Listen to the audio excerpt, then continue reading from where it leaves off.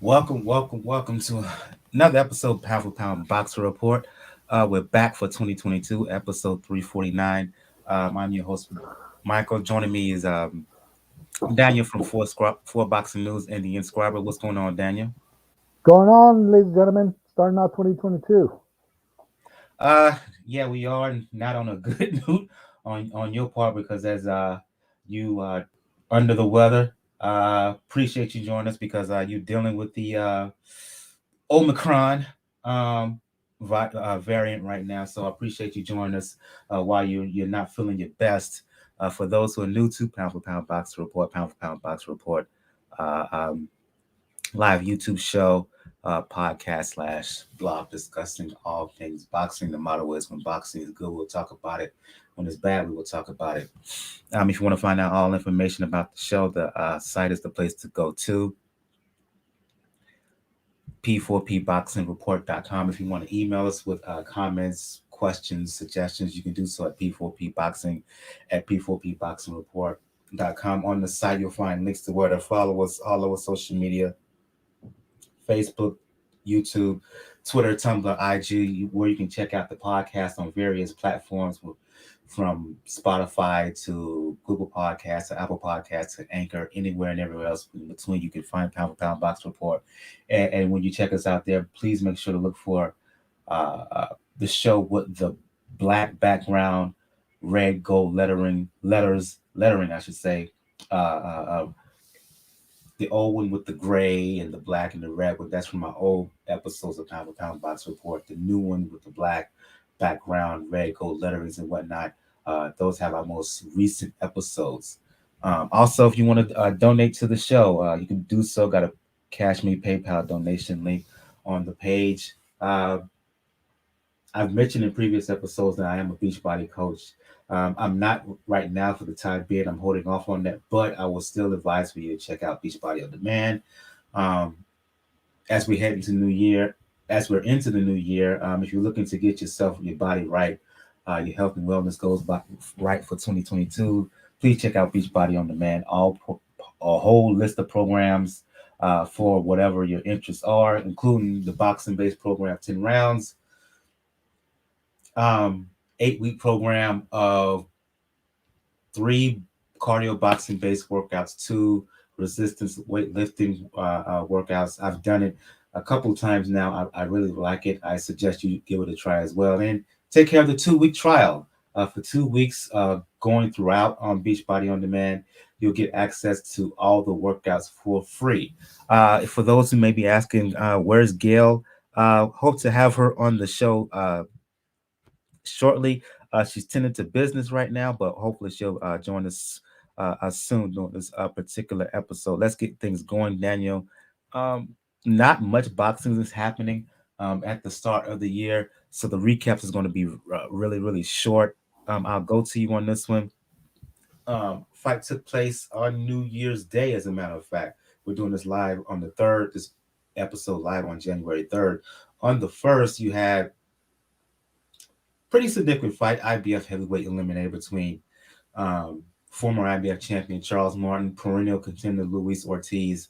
I wasn't able to see the fight in full, but from what I've read and from what I saw, uh, pretty exciting bout. Martin was successful early in this bout, putting a hurting on Ortiz, but slowly over time, just I just think that Ortiz, the class of him, the size of him, the bigger punch, just took his toll. Hurt Martin badly, had him out on his feet. You got to give Charles Martin credit for fighting through that, but he eventually succumbed and got stopped in the 6th. I credit Martin on his toughness. Ortiz got the win, but even though he won, Daniel, to me, I'm watching it, it's like, okay, he got this win, but I still see problems because the legs, they were not there for me. He's 42 years old. If he's hoping to land another significant fight before he calls it a day, he needs to do it soon because even though he was the victor, he was shaky as well. Yeah, The bad part about it, remember, you mentioned he's 42. We knew that's a Cuban 42, which likely means he's close to the 52. And unfortunately, yeah, his legs for a good while, it didn't look like he even wanted to bend them after a bit. But I will give him credit. In the first round, he hurt Martin first. It was called a slip, but he technically should have been credited with a knockdown. And in that first round, but Martin quickly picked it up and then got him a couple of times into it. Now, that gives credit to Martin, the fact that he is a former champion. He did make the climb to get there. He hasn't really gone back since, but this was the closest thing to get. This was an IBF eliminator. Now, there is something to be said about the referee stopping the fight when he did, because in that sixth round, if you saw the punch overhand left that Ruiz landed right on the temple. We saw another one of these situations recently. We saw it with Terry Harper against Bumgarner, where her brain literally froze standing up, Yeah. and it happened the same thing with Martin. His brain literally froze standing up. Now, in Harper's case, the referee recognized it almost immediately and stopped the fight. In this case, Ortiz was able to go swing for the fences. He didn't land the most of the shots, but ultimately Martin fell down. He did a little bit of tribute to Ric Flair by putting his hands in between the ropes in a way that's tied up. But ultimately, the referee stopped it. The referee should have stopped it right when you saw that he wasn't there anymore. Saved himself a lot of grief and save yourself potentially a situation where what happens if with Ortiz having gone out? What if he would have gotten hurt? He would have gotten injured from it. Then the IBF would be in a situation where, just based upon probably the score, and I didn't see the scorecards, but given the success that Martin was having, it would not surprise me if it would have went to the cards and they might have decided Martin would have won, and that would have been a tainted victory in a way. But Ortiz did what he needed to do. He turned it on when he needed to have to. Like I mentioned, this is an IBF eliminator. Now he's technically the mandatory now for Usyk, but from my understanding, the WBA is next in line as far as mandatories go for Usyk. Like the first the Joshua rematch, and then the WBA mandatory if nothing happens with Fury. Which now, luckily, is going to probably talk about news that leaves Luis Ortiz needing a partner for at least for the first half of 2022. But I would think long and hard on it, just because the punch saved you. You did not look good while doing it, and I'm sorry, this Ortiz, Usyk would lap circles around them at this stage.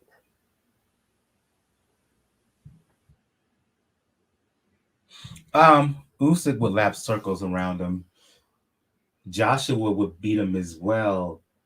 He doesn't look even close to the fighter, Daniel, that gave Deontay Wilder fair share of problems, who hurt him and had him almost on the brink uh, uh, back in 2018, I believe it was. Uh, yeah, he's technically mandatory. I don't know when he was going to get it. And the longer that he is forced to wait, I think the worse it will be for him, because he can't afford uh, uh, to be away from the ring. He doesn't have that many fights in him. So, yeah, he got the win. But yeah, there are some worrisome signs there uh, for Ortiz. Another fight that took place, um, to close out the year on the 31st, and I'll take over this because I don't know if you've seen it, Daniel, and that is Kazuta Ioka, WBO champion at 115 pounds. For hardcore heads who may know, Ioka was scheduled originally to face IBF champion German Ancajas in the unification bout at junior bantamweight. That bout was postponed, unfortunately, because of the Omicron variant. There's a travel ban currently in Japan, and because of in, as a result, that the bout between Nakajas and Ioka was scratched.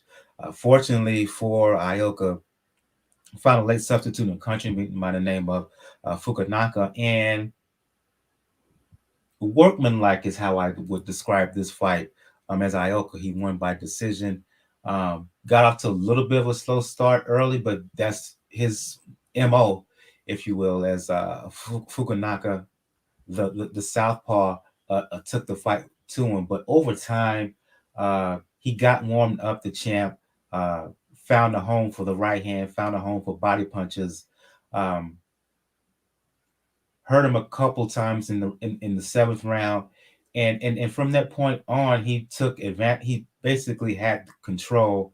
Uh, Picked his shots very well. You know how much of a professional he is, but I got the sense in watching this fight and covering this fight for Three Kings Boxing. Please check out threekingsboxing.com, your latest, your threekingsboxing.com, your latest and best source for boxing information, right?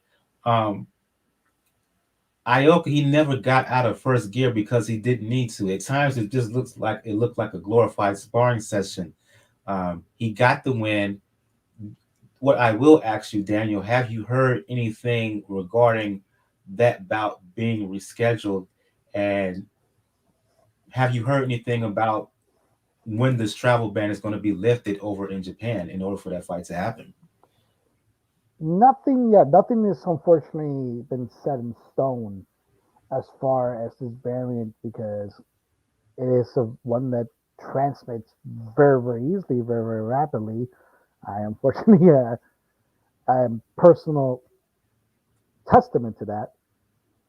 But ultimately, what needs to happen probably is if they need to reschedule it, it may have to be outside of Japan because Japan, Korea, they have been those countries that have been the strongest when it comes to going back into lockdown whenever a spike happens with COVID. So while they probably would reschedule it, it would probably have to be a situation where they would have to do it outside of Japan. And with the UK teetering on the brink of a lockdown, most of Europe, half of Europe looking to go back into lockdown this month. There's not a lot of places, and unfortunately, out here, we know that half the country really doesn't care what happens as far as crowd control and everything. So you may wind up seeing that fight, but you may wind up seeing it here in the U.S. Cool, cool. Let's move on to some news here before we get down to recapping 2021. Uh, During the Ortiz Martin card, um, PBC interviewed Yordenis Ugas, right? Who is scheduled to fight Errol Spence. Was all but certain that he's going to fight Errol Spence. Um, During the interview, Ugas said that he anticipates the fight happening in March or April. Spence went on IG Live and basically gave confirmation and saying that the fight is going to happen in April. That strap season man down. You know what he does, right? And thoughts on the fight happening first and foremost, Daniel. And do you expect them to fight in April in the spring of 2022? More than likely, more than likely they're going to fight until because Errol isn't very very keen on having a tune-up fight beforehand before having a big fight like this. Obviously, Ugas petitioned the WBA to have this shot rather than him facing the regular champion and the WBA's mission to make it at least look like they're consolidating belts. But the problem is going to be what's going to happen with the IBF because late last year, like I forgot which card it was, but there was a fighter that was technically the IBF number one contender who was just he thought it was going to tune a fight before he started his campaign to get the mandated fight with Spence. He wound up losing, which now leaves that number one spot open. And there's two names on top in the IBF that people have been clamoring to see fight each other, but more or less fighting for a championship. Boots Ennis and Virgil Ortiz. Now, Virgil's Virgil I think is ranked number two or number three contender, and I think Boots is ranked right above him.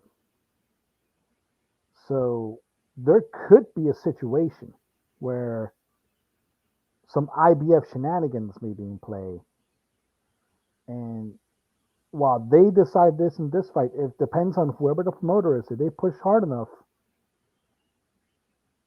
you might see Spence possibly having to do a mandatory instead. But it's going to be highly unlikely, though, considering the titles that are at stake, and not to mention that whoever wins this fight, we know who has to fight next, who they have to fight next. Indeed, absolutely, absolutely. I think the fight is going to happen in the spring. The key questions is going to be for me um, the physical health of Errol, right? Because he's coming off of a detached retina, excuse me, while preparing for a bout against Pacquiao, and he hasn't fought since December of 2020 when he defeated Danny Garcia, and that fight was after a year plus layoff due to the car accident which he sustained multiple injuries. So is Spence the same? Ugas, he's even. Let's just assume that Spence is 100%. There are no ill effects from the physical toll his body has gone through over the last, let's just say, 2 years. Ugas is going. Ugas is going to be tough regardless, right? Don't be fooled by this record. That Pacquiao win was no fluke on his behalf. He can really fight. He can really box, and he's very good defensively. So let's hope it takes place. And yeah, I know people wanting to see Spence and Bud. Like I said during our last episode, it'd be foolish for him to come back in the ring after what he's been through and just go in there against Bud uh, um, in his first coming back against Bud. It just doesn't make any sense. The fight against Ugas is more than a suitable match. It's a very good match if you really pay attention to things. Let's move on to look. We talked about Ioka and the Ancajas bout was postponed, was canceled. Excuse me, due to issues and concerns over Omicron. Right, travel ban in Japan. Um, England has announced that they're basically shutting things down sports wise because of this variant. Other countries and municipalities are taking a similar stance. They hadn't seen anything in the U.S. yet, but let's be honest here. The numbers are rising. Daniel, you're right now are dealing with the lingering effects of this new variant. Let's talk. Look, it's been the topic of discussion when it comes to this sport for almost 2 years now, going back to 2020.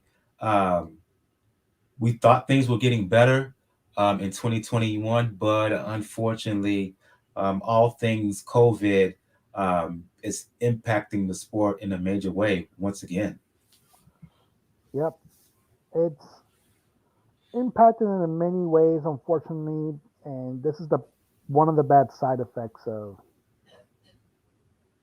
that. Like I said, vaccinations being nowhere near what they're supposed to be, and that's a global problem. Is one of the reasons that Japan has issues, most Asian countries are having issues, is because they handled the lockdown so well that most of their population didn't really worry about getting vaccinated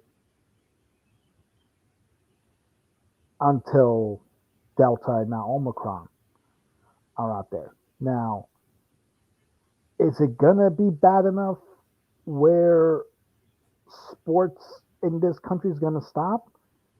Well, if you see what the NHL and the NBA are doing, more than likely not, unfortunately.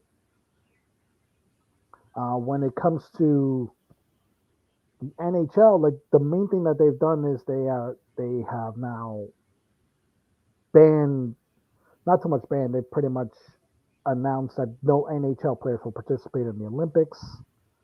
That's supposed to be coming up in China, Winter Olympics, and they've implemented like things like taxi squads to go into to have enough players to be on the ice. And the NBA right now, it's a similar thing. They're pretty much allowing players to sign to essentially just contracts, just mainly 10-day contracts, because a lot of teams have been hit. And rather than be sensible, which would be just suspend the season temporarily for 2 or 3 weeks, let your players recover, and then come back when everybody is somewhat healthy, everybody's pushing forward. That's what the situation looks like it's going to be. Because unless this really, and I mean really, gets out of hand, which is unfortunately getting very close to teetering on that front, we're not going to see the era of the venues with no fans, unfortunately, or areas where no sports are going to be happening. Which you mentioned it, the UK is already doing it, Japan's somewhat doing it.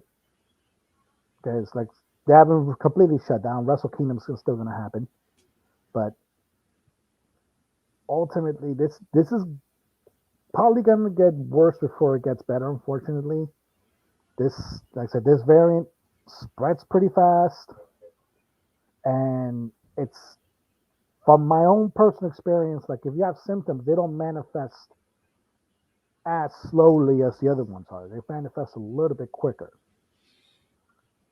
but as long as the vaccination rates are not what they're supposed to be, as long as people aren't properly taking care of themselves, it's going to be an issue. And unfortunately, particularly here in the US, it's an issue where right now we're letting commerce dictate what's actually healthcare policy. Unfortunately, you're right. I can't push back against anything you said. Um, let's just hope that here stateside promoters, managers, um, venues, state athletic commissions take heed to what's going on and take all precautions because you know you if this selfishly, right, you want to see fights happen, right? uh you don't want to see money taken out of fighters pockets like what was the case for the first half of 2020 when the sport here was basically on shutdown, on lockdown. um Problem is the thing that the way that things are going right now, uh it looked like it could be leading towards that. So yeah, just keep your fingers crossed, prayers up, and you hope that everybody does the right thing moving forward. And if anything happens here in terms of bouts being canceled, Uh, um, Please, we'll keep you updated here on future episodes of the Pound for Pound Boxing Report.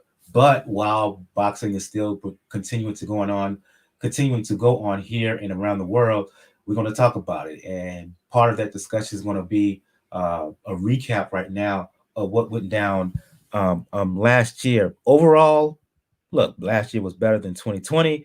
Uh, that is not a hard thing to say, given that, like I said, like I just mentioned, how the first half of 2020 was shut down due to COVID. But let's get this list going. We're going to do a various list of topics here: men's fighter of the year, women's fighter of the year, overall fighter of the year, knockout of the year, round of the year, etc., etc., etc.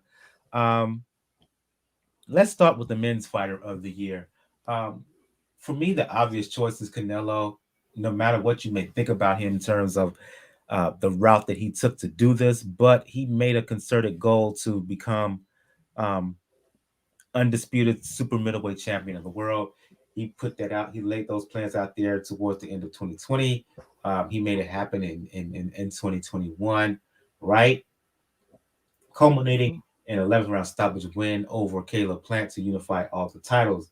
Um, was it the most difficult route towards him unifying the title, Daniel? No, it wasn't. But you got to give the man credit for doing it. He set out a goal.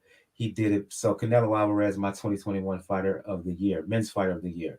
What's yours? Sorry, but yeah, I would have to agree. Canelo has done it in not only doing it through the Mayweather template, he's improved upon it. And what I mean in the sense that with Floyd, what when he went from pretty boy to money, he did it by aligning himself particularly with one promoter, while still technically pretending to be a free agent. Now we know that was with Golden Boy until the Pacquiao fight. With Canelo, he has truly become a free agent. He started with Matchroom, ended with the PBC. More than likely, he's going to work with Top Rank this year.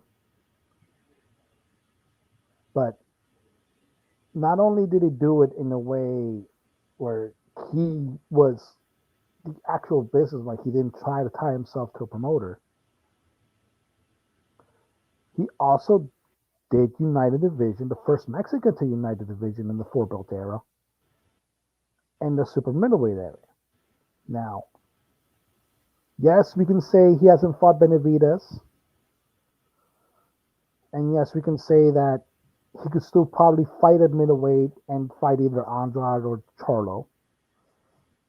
But the fact of the matter is, he doesn't have to at this stage. He's at a point in his career where he doesn't need fights. He doesn't need opponents. He just needs legacy in order to win. And that's hard to do.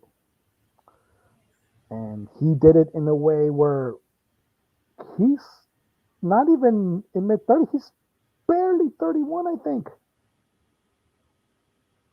Barely in his 30s. And yes, he fought more or less more than half his natural life. He's been a professional fighter. But that should tell you something that at 16 years in, and he's still probably not hit his complete prime yet. So he has to be the fighter of the year. There pretty much is no close second at this stage.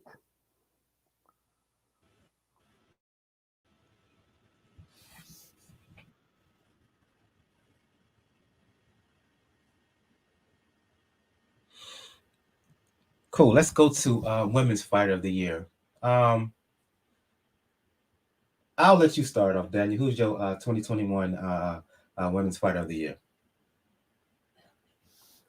This one I actually had to think for a little bit, but just based on the work that she's done, I have to give it to Sneaky Estrada. she has made herself a household name in the lower weight classes for women's boxing. She's not only doing it. She's not only doing it with her skill set, obviously, with her hand speed, her footwork, her defense, but also with the way she branches out. She's done commentary. She's been very pretty natural at it. She is very genuine when it comes into talking to fans, and ultimately, it looks like un- unlike Amanda Serrano, who we know needs that major fight. We know what fight that she needs.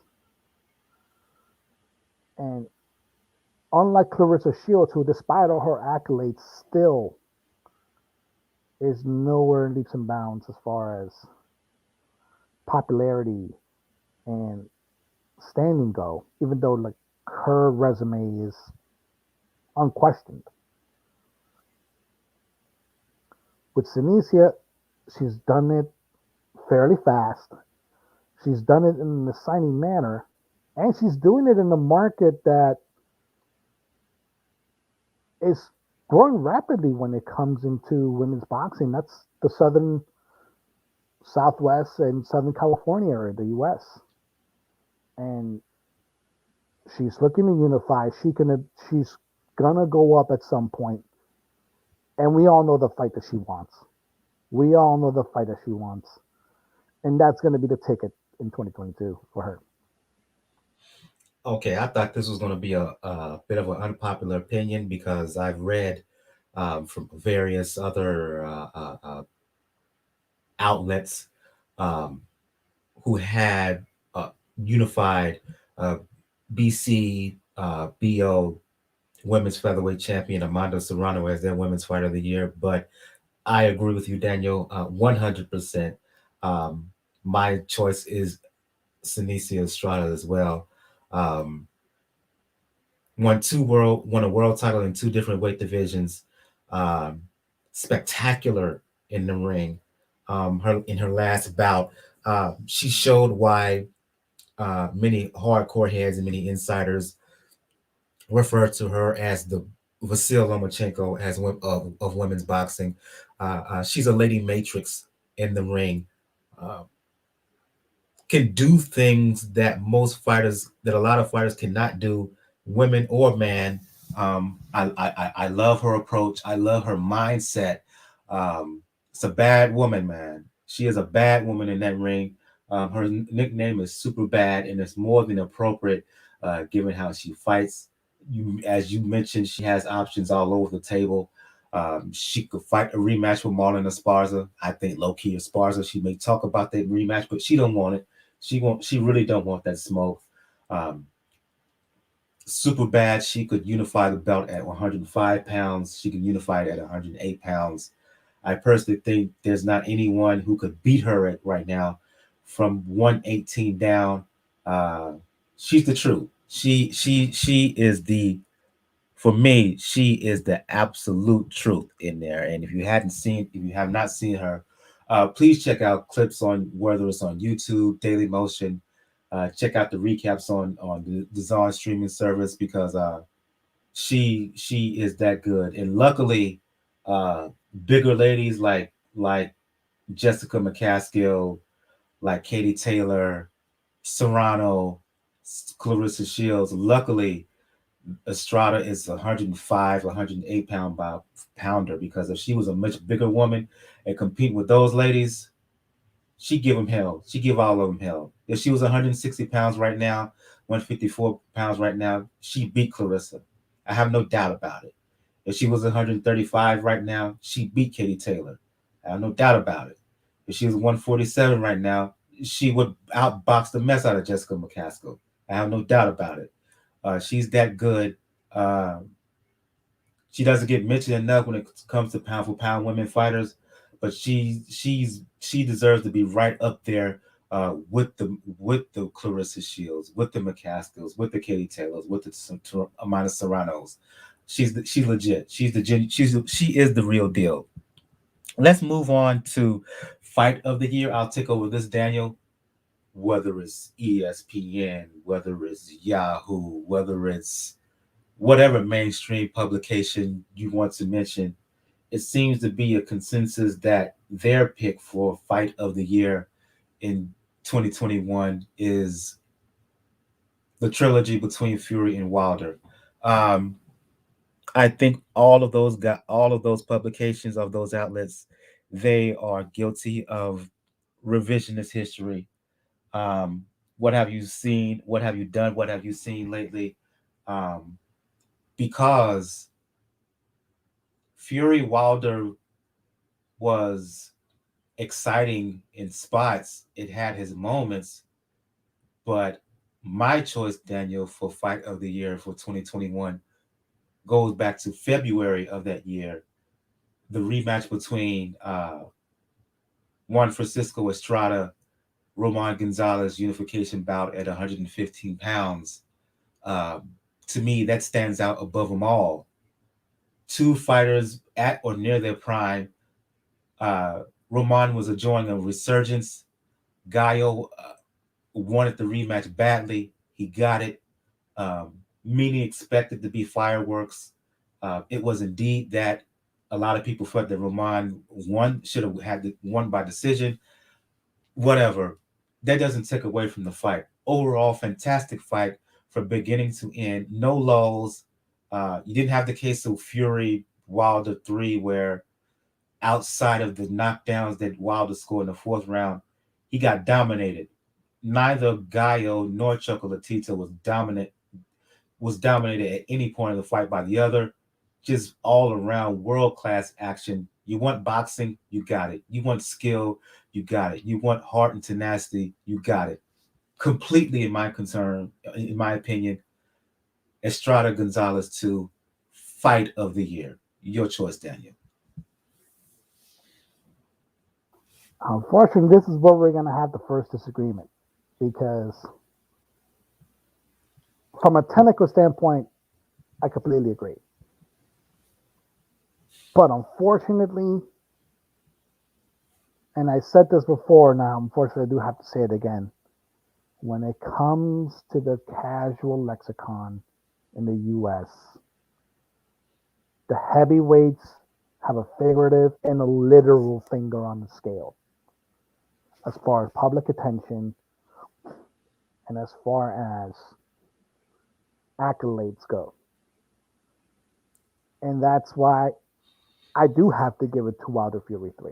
Because as much as the fight from a technical standpoint was just pure domination, except for a few spots from Fury,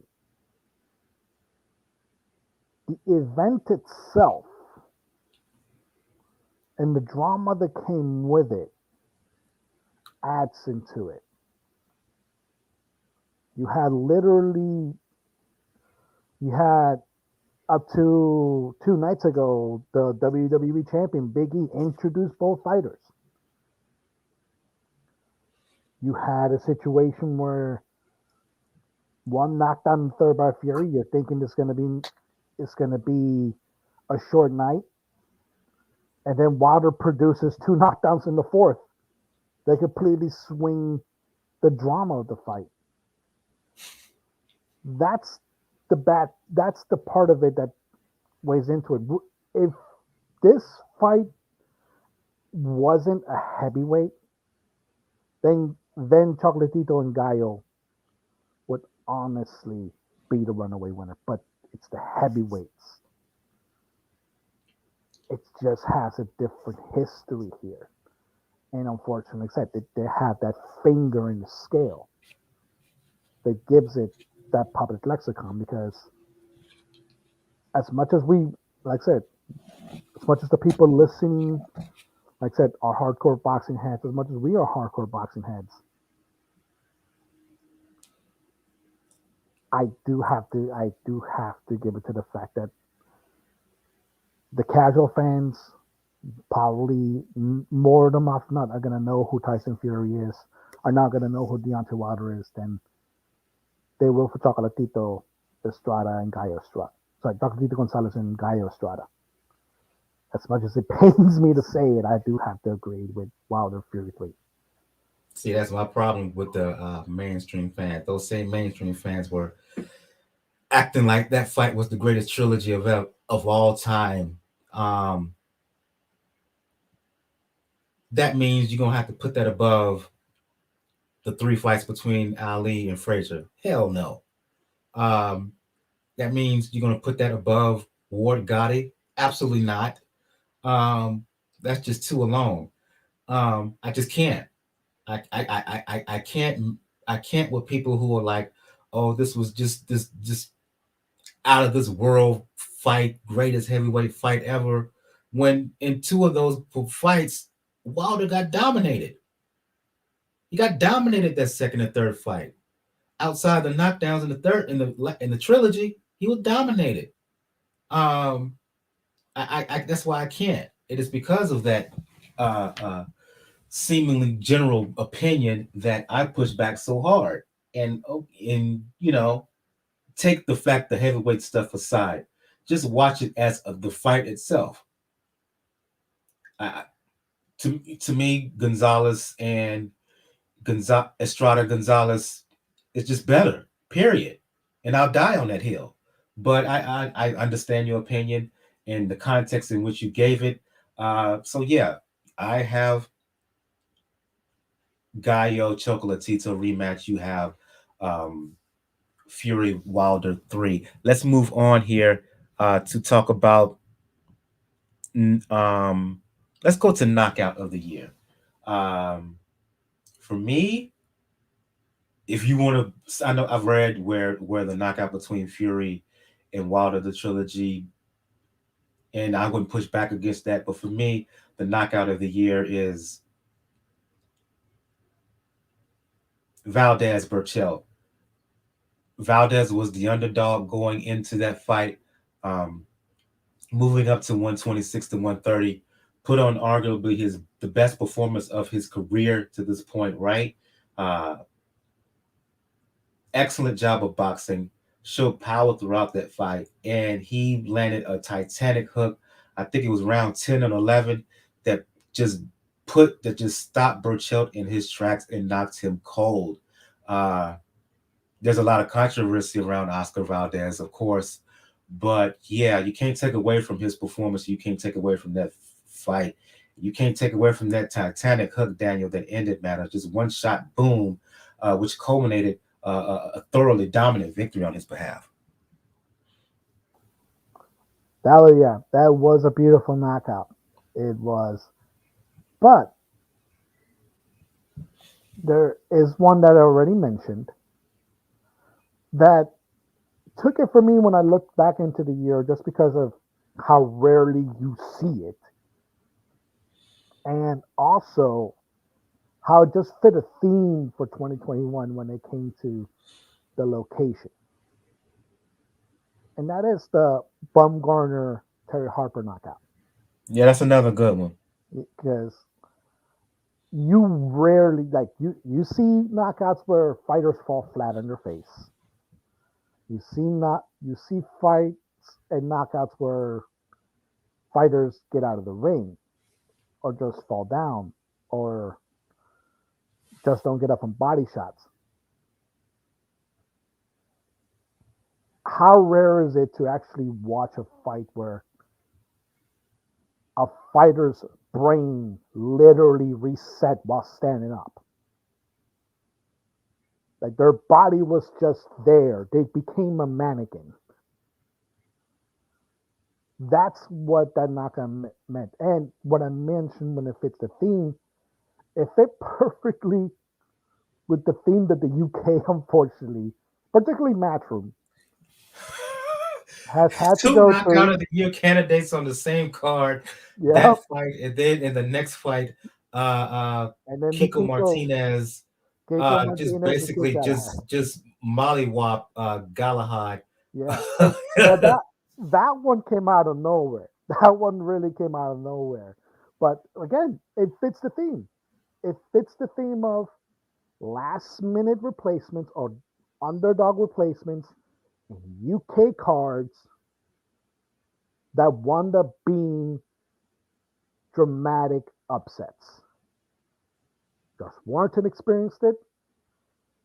Kid Galahad experienced it. Like I said, Monarch of the Year, Terry Harper experienced it. And there's a good chance Terry Harper's probably not going to step foot in the ring again because of that. So I give it to that area because it's rare. It's rare, like to see it happen. Yeah, we saw Luis Ortiz, but that's how rare it is that we have that. How rare is it that we get that close into the fights, but see a situation like that where a human body just becomes stone, standing up. And luckily in Harper's case, the referee stopped it when they did, or else it would have been an even uglier knockout. Right, right. For those who are unaware what Daniel was talking about, Alicia Baumgartner in November of last year took the show on the road over to England, fighting Terry Harper, who was the then WBC champion, women's champion at 130 pounds. Um, Baumgartner, she talked the talk the entire pre-fight, during the weigh-in, and she backed it up in the ring. Took control early, and then in the fourth round, I think it was a left hook, um, hit her with a shot, and completely stopped Harper in the tracks. She was out, literally out on her feet. Luckily, the referee stepped in before Baumgartner was able to land any more significant punches, or Harper would have got seriously hurt. And now Baumgartner, she's the new it lady, or one of them, in women's boxing. Right? Recently, it was announced over the holidays that she is signed a multi-fight deal with Matchroom. The hope is to have her uh, in the ring with Michaela Mayer, who is BO IBF champion at 130 pounds. The ladies have been talking a whole lot of trash towards each other, um, particularly since Baumgartner's win. And hopefully we can see that fight happen in 2022 at some point. Let's move on to Trainer of the Year. To me, the obvious choice for Fighter of the Year was Canelo, and the obvious choice for Trainer of the Year is Canelo's trainer, Eddie Reynoso. He has Canelo.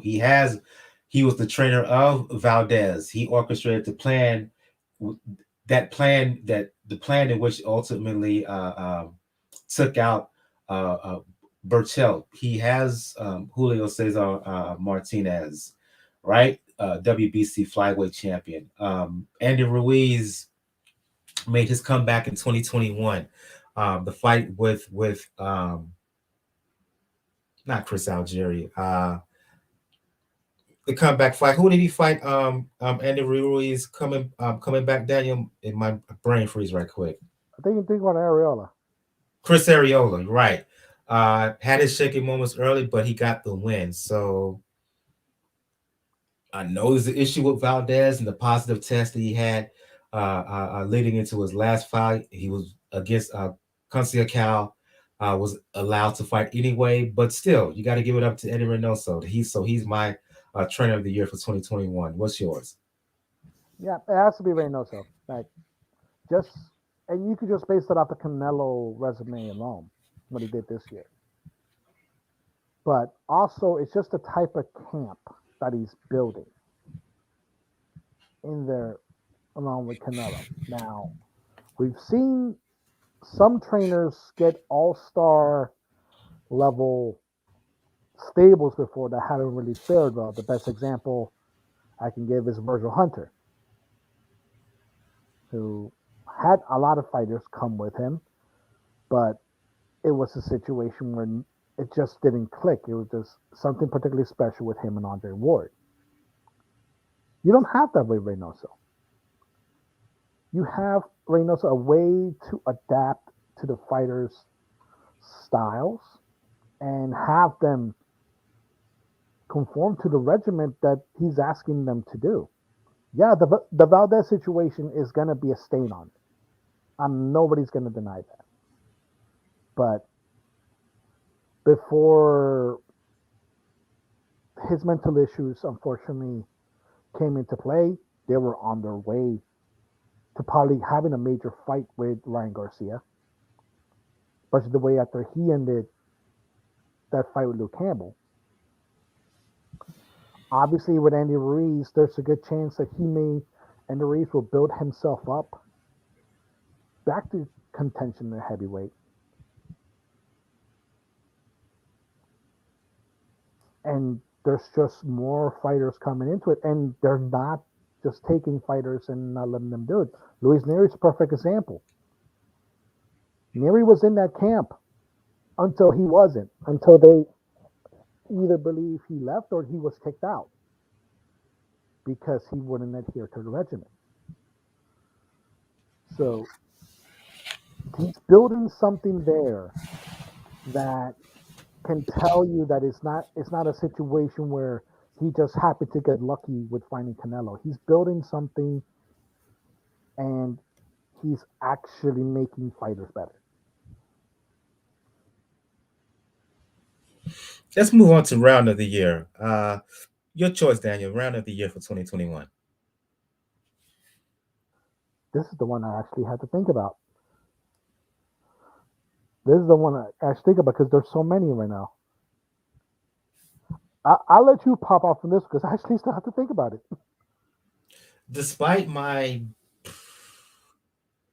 displeasure at the what I feel is the overreaction to Wilder, the trilogy between Tyson Fury and Deontay Wilder, my round of the year for that fight is the fourth, um, in which Fury landed good shots early. He had, in my opinion, in rounds 2 and 3, started to take control of the fight. You can see Wilder beginning to wilt, get tired as early as the third, but in the fourth, um, he showed why he's the bomb squad. He showed why he's arguably the hardest puncher in the division. Put him down twice, right? Um, and Fury, strangely enough for me, remember the first fight in which he went down in the 12th round and he got up. He went Undertaker on us, got up, and by the end of that round, he fought. He had Wilder on the back foot. In this occasion with the two knockdowns in the fourth round, to me, he was more shaky. He he had more of a look of trepidation in his eyes after those two knockdowns, but he got up. He landed his share of punches to close out the round. The crowd was on his feet afterwards. Uh, so yeah, that's my round of the year. That was that round in particular. That was sensational stuff. Your choice for round of the year, Daniel.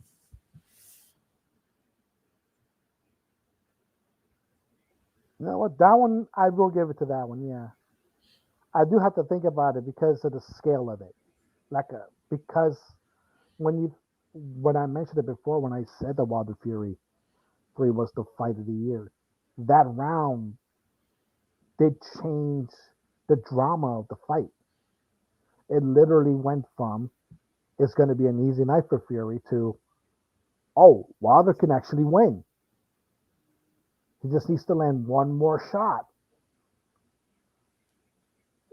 And that's the drama that you have when it comes into the flows into these fights. And this, because of the stage of it, I do have to agree. Round four. I didn't put this category in the original docket, but I'm going to put it here now, Daniel. Um, Comeback fighter of the year. For me, we kind of mentioned it uh, um, during our discussion about knockout of the year. Uh, I have to go with Kiko Martinez. Uh, did nobody give him a snowball's chance in hell when he stepped in the ring to face Kid Galahad? Galahad making the first defense of the IBF featherweight title um, in November as the main event to that card that we mentioned that featured Baumgartner and Harper. And yeah, it seemed like it was all good for Galahad in the first 3 rounds. Then um, I think it was towards the end of the fourth. he Martinez caught right hand that stretched him. Uh, he was out. Luckily, fortunately for him, it took place towards the end of the round, so he was able to survive. Overhand right down the pike, but the moments into the fifth, Martinez landed that same fight, and he was gone, and Galahad was gone, and just boom, suddenly like that, Kiko Martinez, new IBF featherweight champion of the world, uh, 35 years old, and he's back at it again. To me, that's pretty that's pretty simple. He did it in sensational fashion. So Kiko Martinez, Daniel, my comeback fighter of the year. What say you? Yeah, pretty much. Because let's be honest, folks. Like if you listen to the preview that we have for this fight, we did not give Kiko a shot in hell. We did not. We pretty much said that this was just a stay busy fight for Galahad,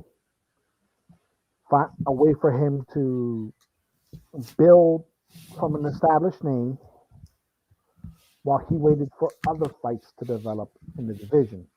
And it certainly looked that way in the first 4 rounds. Galahad was, for the first three and a half, almost four rounds, essentially on cruise control until that last few seconds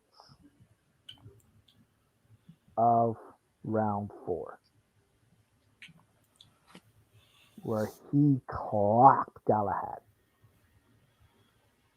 And you could tell that he was hurt.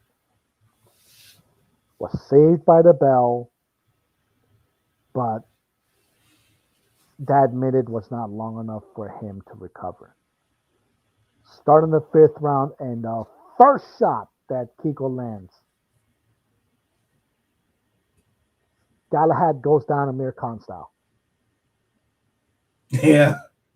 And that should tell you something when you go down Amir Khan style. Will it have the same effect as the first time that Amir Khan got wrecked the way he did against Bruce Prescott? I don't think so.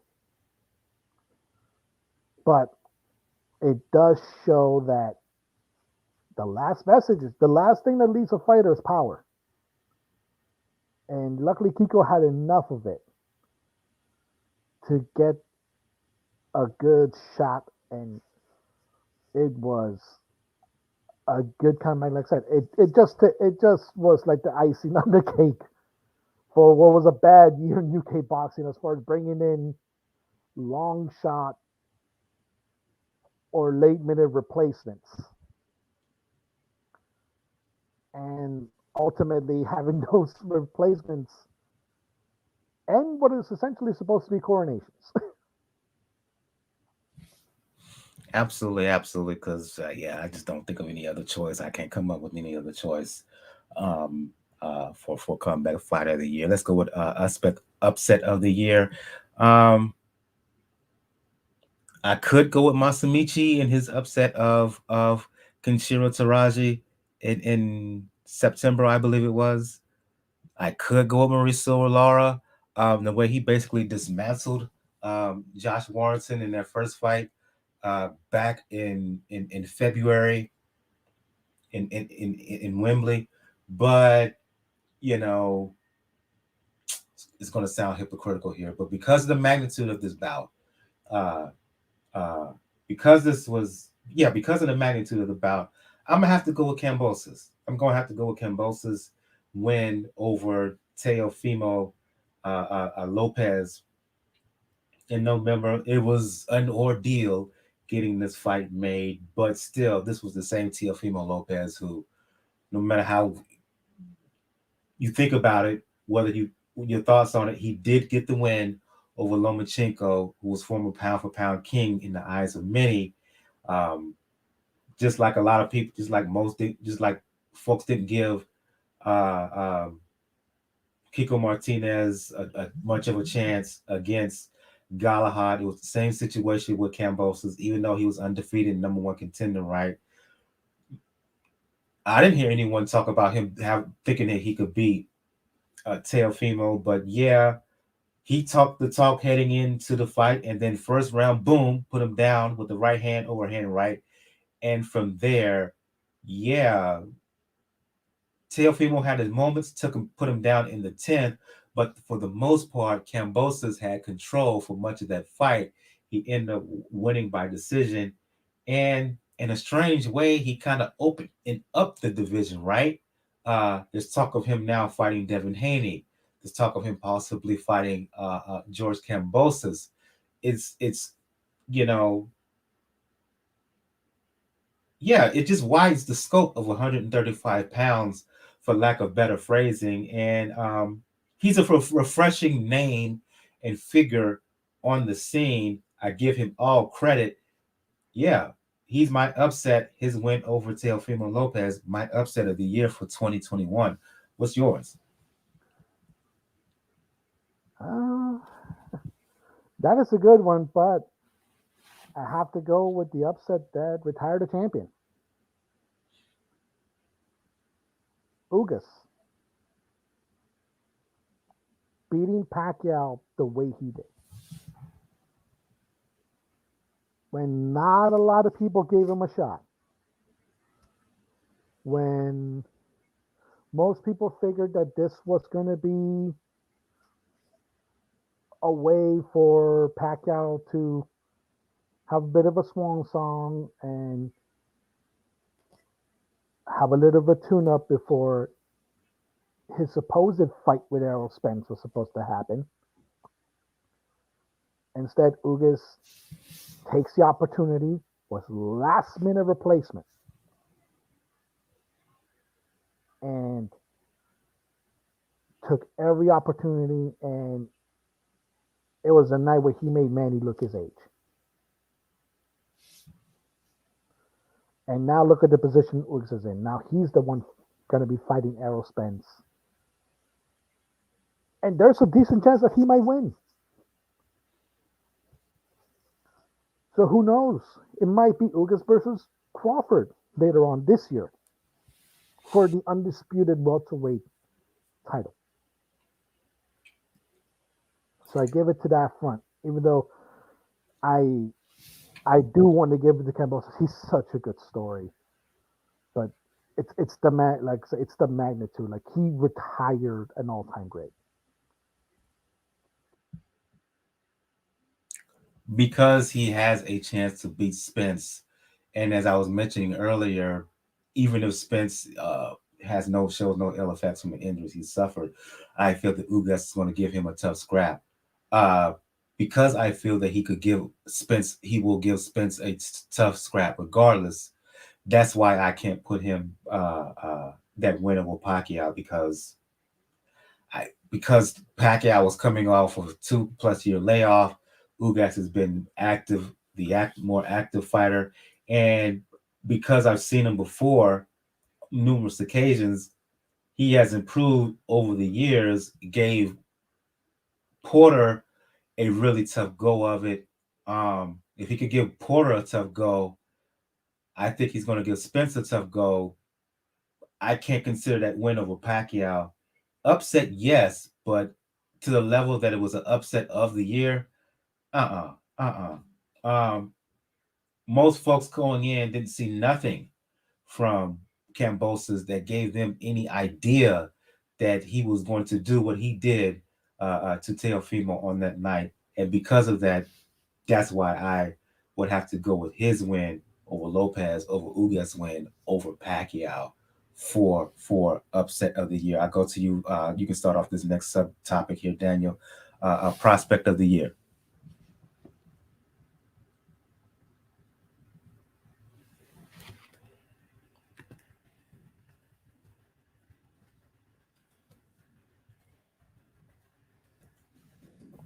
Can you hear me? Yeah, I didn't hear you at first. Go ahead. Okay, sorry about that. I thought I put myself on mute now. I forgot to pronounce this kid's last name, but it's Xander's Puerto Rican kid that signed with Top Rank. Xander Zayas. Yes, Zayas. I keep thinking Zayev, but this kid looks to be the goods. Like They're building him really well. He doesn't seem to be completely like taken aback by the moment. Like, and by the moment, I mean Puerto Rican fighters who are told to try to live up to Tito as fast as possible when they don't need to. And this kid looks to have the goods. Like, he reminds me of a way of Brandon Lee, which I already put Brandon Lee ran out of the way for prospect of the year. The kid's a contender. He's ranked. Yeah, Can't put him in there. that's what I mean. Like, but he reminds me of him in the way he carries himself. Which, like, for Brandon Lee, you know how young he is. He carries himself pretty well for his age. Xander does the same thing. I expect big things from this kid in the future.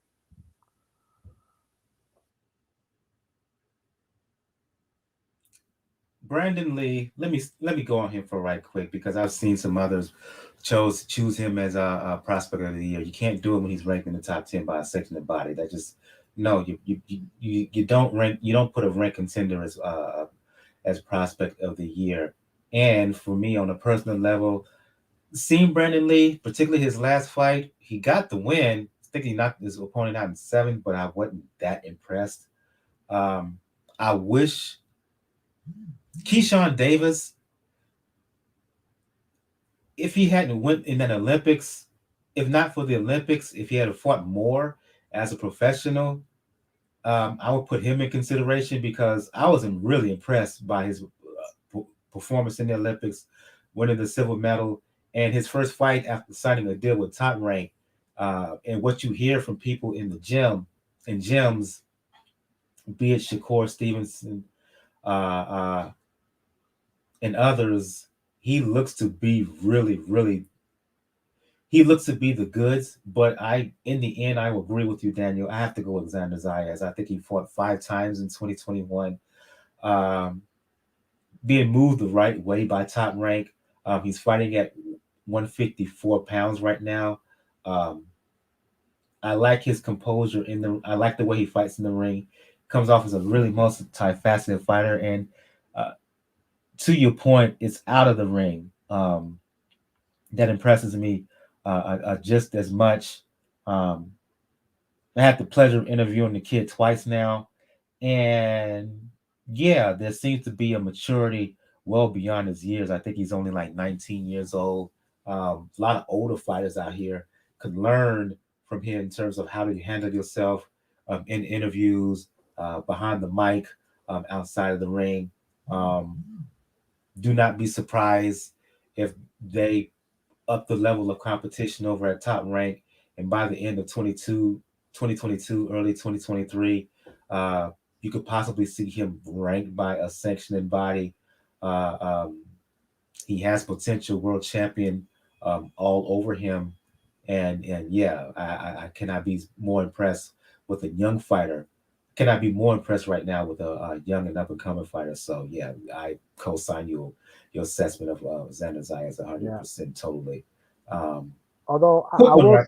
I will say there, I did have a close second. Mm-hmm. Victor Morales. Mm. That kid has Jaime Munguia written on him, and people know like 4 or 5 years ago how high I was on Jaime Munguia, and look how he's turning out. He just has that vibe going into it, but Xander, like I said, it's mainly the outside of the ring that put him over the top.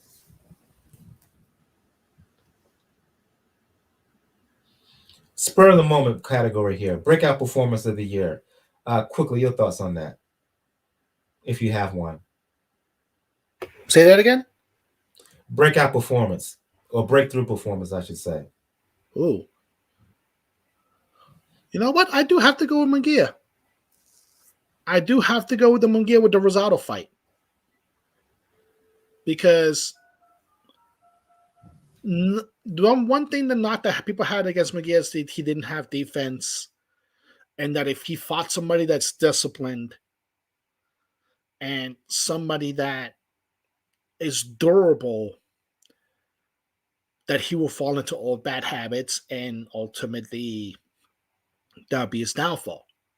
That fight with Rosado, yeah, the defense still isn't there, but he had the work, he had the work rate, he had the strategy, and most of all, he had the grit to not only withstand the shot that Rosado was taking, even though Rosado's not really known for being a power puncher, but to not get frustrated when Rosado tried to outbox him.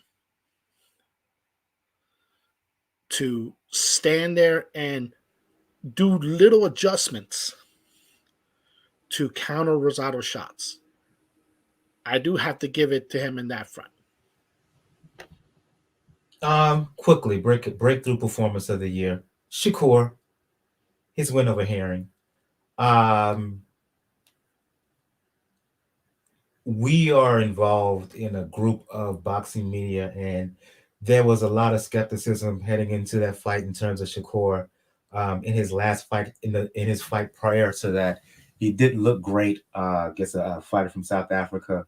He got the win. He was in control early, but he seemed hesitant. A lot of people were sour in terms of his attitude, and how he carried himself before the fight against Herring. That seemed that there was a thought that if Herring was to press the action, that he would expose Shakur. And yeah, Shakur, he the potential that a lot of people felt he had, um, he put it out there in full display against Shakur. He took control early, and he dominated Herring throughout that entire fight. Uh, it can be argued that Herring did not win a round. Um, it was poor man's Pernell Whitaker esque in terms of how he looked. Um, and in the aftermath, in watching this fight, I'm like, okay. Not only did he beat Herring to win the belt at WBO belt at 130 pounds, my thought is, and I think this right now, that there's nobody at 130 pounds who could beat this dude. Um, he wants to fight against Valdez. He boxed the mess out of Valdez. Um, Colbert would be give him a decent scrap, but I think he beat him too. Not only that, I think if he was to all of a sudden to say, okay, I'm moving up to 135 pounds now, he would give any lightweight fits. Um, I think he boxed the mess out of Tank. Um, he could outbox Haney. He could outbox Cambosis. The only fighter I could see beating him at 135 pounds is Lomachenko. So I was thoroughly impressed with his performance against Herring. I have to look at him through a new set of eyes. So yeah, Shakur Stevenson, his 10th round stoppage win over Jamel Herring, my 2021 breakthrough performance. Last topic here, Daniel, before we begin to close things down. 3 predictions for 2022 that you would, 3 predictions, 3 fights, however you want to put it, that you would like to see, 3 developments that you would like to see in 2022. First one, because it's looking like they're being forced to. The WBA starts really cleaning up their belt situation at heavyweight. That means getting this Trevor Bryan situation cleared up. That means, sad as it sounds, giving Francis Kendall that fight that they legally owe him.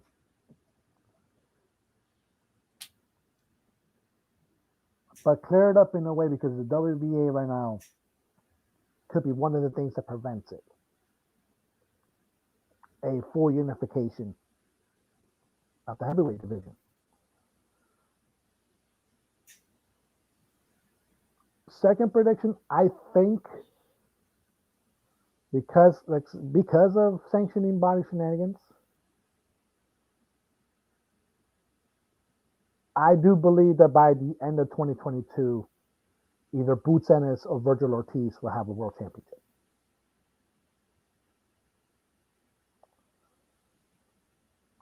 And the third one,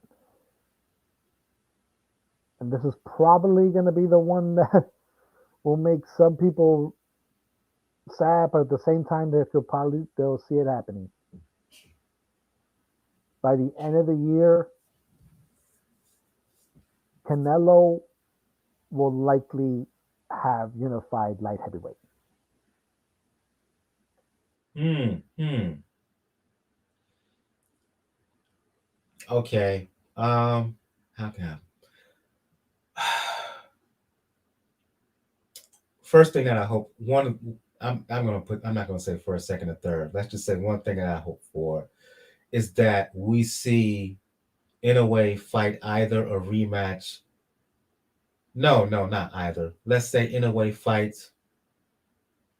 Casemiro and a rematch with Donaire by the end of 2022. That's one.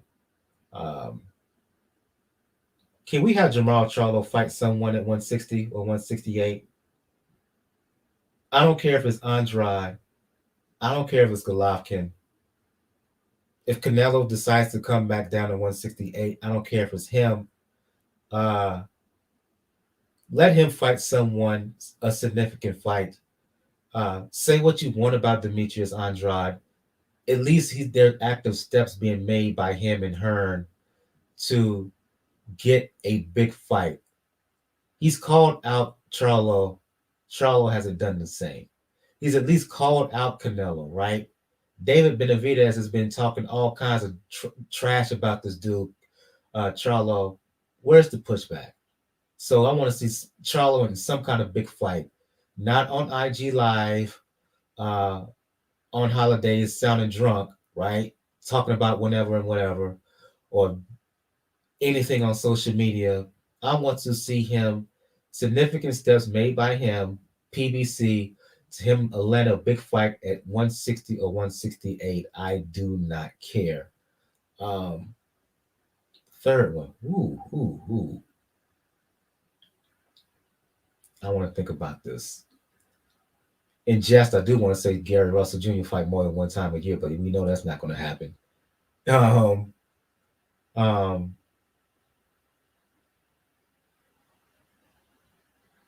let's say some movement at 135. I'm sick and tired of this talk of this quartet being, be it Tank, be it Haney, be it Ryan Garcia. Let's have these dudes fight each other.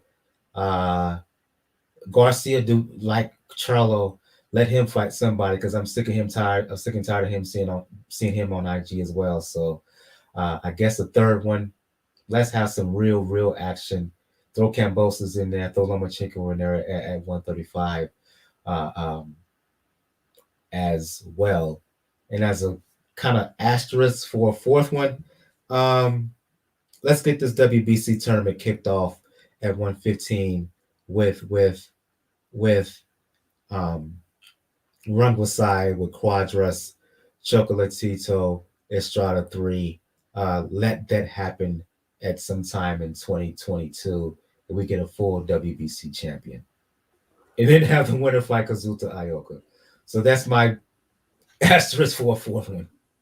Oh no, that one's good. That one actually does need to happen because they kind of dithered around with the third fight. Granted, Rungvisai not wanting to leave Thailand has something to do with it, but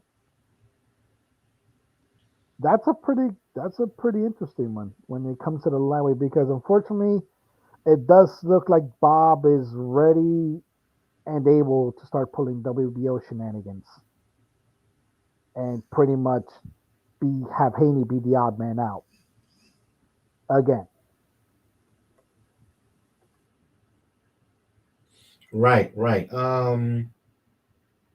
One final word here before we move on, Daniel. I'm seeing it on my feed right now. Give me a quick second while this loads up. It looks like Clarissa Shields, um, her upcoming fight. She tweeted that her upcoming fight against Emma Kozin has been moved to February 5th. Quick thoughts on that one. This comes after the British board has suspended the sport for this coming month. So, quick words on Clarissa Shields getting back into the ring. Scrape the lightweight fight. Scrape the lightweight stuff, Daniel. Um, let's throw Clarissa Shields in there. Her, Savannah Marshall. I want to see that fight in 2022. The talk is going to happen in the summer. I just mentioned Shields. She's going to have fight on the 5th. Savannah Marshall is going to on the 5th of February. Savannah Marshall in an interview with Sky. She also said she's going to fight at some time in February. I want to see those two ladies settle their scores. Um, Hopefully some of the year. So let me script out the lightweight stuff and let me throw in some women's action. Shields, Savannah Marshall. I want to see that fight. But yeah, your reaction to the late breaking news regarding Clarissa Shields. It's expected, like you mentioned. This fight was supposed to be in the UK. Obviously, like we mentioned earlier in the program, that the UK is shutting down sports for the most part in January. So it is an expected result, and it could be a situation where it may benefit Clarissa in a way. We do know that she's coming off the first professional loss that she's had. Not in boxing, obviously, it happened in MMA, but it's still a professional loss. We don't know how much that affects you psychologically. This gives her a little bit more time to get it together. And ultimately, like I said, it's not going to be a situation when it comes to weight, because we know Clarissa can easily patrol 154 to 175 if she feels like it. So it's a good thing to happen. Like I said, it's expected, but ultimately, as long as it doesn't derail the Marshall fight, I'm cool with it. Oh yeah, indeed, indeed. I think we're going to start shutting things down on that note. I know there was a question asked in the chat. What about Gail? Unfortunately, she didn't make it. Other business to attend to, including breaking in a new pet that she just got. So Gail got a new dog. I think I'm not gonna say it's a boxer, but she got a new pet. So she's tending to that right now. I want to thank everybody who joined us in the chat. If you like what you've heard this evening, either now live or whenever you hear this show on YouTube, please make sure you hit that like button. Please make sure you subscribe as well. Hit that subscribe button as well if you're checking out the show on podcast platforms like Spotify, Apple Podcasts, Google Podcasts, Anchor, et cetera, et cetera. Please make sure to follow us there on Apple Podcasts. Please sure to leave a review. 5-star review will get read on the show. I'll go to you, Daniel, and for those who want to check out Gail, talk boxing, talk media, or want to know when the next time she'll appear on TMZ Live, because she's there on a semi-regular basis, you can check out her boxing stuff. Two places she writes for. She writes for Communities Digital News, COMMDIGI News.com. And she also writes for NY Fights. NY Fights, that's where she's allowed to get the ability to be more liberal with her language, aka she is able to cuss. You can check out her works there on nyfights.com. And you can check her out on Twitter as well, PR Pro San Diego. I'll go to you, Daniel, for those who want to check out, for those who want to check you out talking boxing, pro wrestling, including pro boxing, pro wrestling, including the Raw show that's happening tonight, or boxing, pro wrestling, or the NBA, especially when it pertains to the Miami Heat. Let the folks know where they can find you. Yes, folks, you can find me on Twitter, Rockets99, RAWKZ99. Like I said, still quarantine, recovering. Just trying to survive COVID, but if you just mentioned it just now, if you're a wrestling fan, you're probably circling the Royal Rumble right now because for the first time in decades, first time ever, doesn't matter if it's a wrestling ring or an octagon, you're gonna get Brock Lesnar versus Bobby Lashley 1-on-1. Yeah, yeah, yeah. So yeah, gonna circle your date on that. Um, for those who want to talk music, boxing, fitness, you know what it is with me, Brother JR at Brother JR76 on Twitter. Um, check me out also on IG personally at Brother J at Brother JRSC. Um, as I said earlier, if you want to check out all things regarding Pound for Pound Boxing Report, you can do so at the site. Um, excuse me, you can do so at the site p4pboxingreport.com. If you want to email us, you can do so at p4pboxing at p4pboxingreport. On the site, you'll find links to our follows all over social media, the Facebook, Twitter, IG, YouTube, Tumblr. Also, a link to where you can donate. Um, and yeah, all that's on Pound for Pound Boxing Report. Got Cash Me PayPal donation link, as I said earlier. If you want to get your body right, as we are in the first few days of 2022, please check out Beachbody on Demand. Take advantage of the 2-week trial, 2 weeks of free workouts, uh, all access to the workouts. Please check out the many programs on Beachbody on Demand, including for those who looking for a boxing based program, 10 rounds, 8-week program. 3 days a week you do boxing based cardio. 2 days a week you do resistance weight training. So I've done it. I like it. I think you'll like it too. On the next episode, I don't know when we'll be back because again, at the beginning of January, the first few weeks has been really dry. So we got this recap of 2021 out the way. We may take a next week off because there's nothing really significant happening this weekend. What we may do is return back on the weekend on the week of the 15th. Where on January 15th, you have Joe Smith Jr. returning to the ring to fight Callum Johnson. Um, Fingers crossed. Don't know if this is a go or not, but Tony Yoka, I think, is scheduled to fight Martin Bacoli. Don't know if that fight is still a go because of the concerns over COVID-19 and Omicron variant. But for now, I believe that fight is still on. If it is, when we return, we'll talk about that fight for sure. So yeah, um, episode 349 is in the books here. I really again thank you, Olaf, for joining us on the show. Really appreciate it. Make sure you hit that like and subscribe button. I want to thank you, Daniel, for fighting through because you're under the weather right now as you're dealing with COVID. Hopefully, we'll have Gail back on the show next time we're back on. So, yeah, episode 349 is in the books. Our recap of 2021. For Daniel from For Boxing News and the Inscriber, I'm your host, Michael. We'll see you guys next time. Have a good one. Have a good evening. Good night. Good night, everyone. Rest in peace, Betty White. Rest in peace. Yep. Oh.